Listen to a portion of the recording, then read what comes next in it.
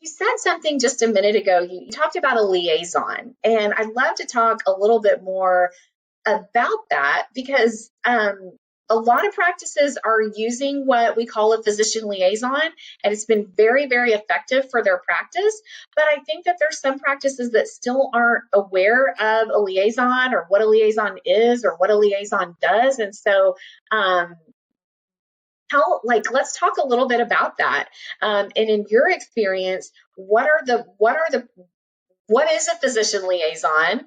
And we can both talk about that. And we've both kind of been in those shoes.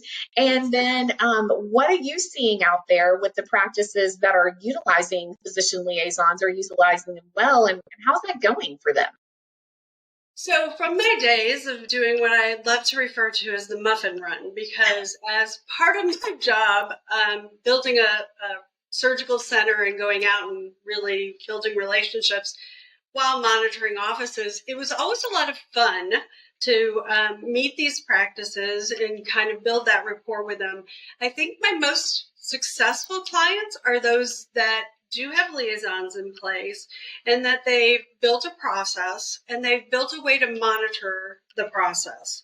And again, I think it goes back to having a plan, a strategic plan about how you go at it, and then dedicating a liaison to helping develop those relationships and bring in those referrals. And it has to be dedicated because, as we've talked about, every practice administrator has a fireman's hat. You've got the best laid out plan of the day. You're going to go in, you're going to get this done, that done. And the next thing you know, put your fire chief hat on because now maybe you're working up a patient or your insurance billing needs, whatever it could be. I've done it all, from running the laser to scheduling, whatever. You do what you have to do to help your practice. And I think that's fine as an administrator or in other areas. You know, it's kind of that collapsing defense philosophy where everyone goes to take care of what needs to get taken care of. And that's because it's patient driven. But when it comes to a liaison, they need that dedicated time so that they can go out and not just make the initial touch, but to make multiple touches. I think what Lanissa has shared with me and educated me on is that you know, that has to be someone who's used to getting told no to. And that is definitely someone with a thick skin.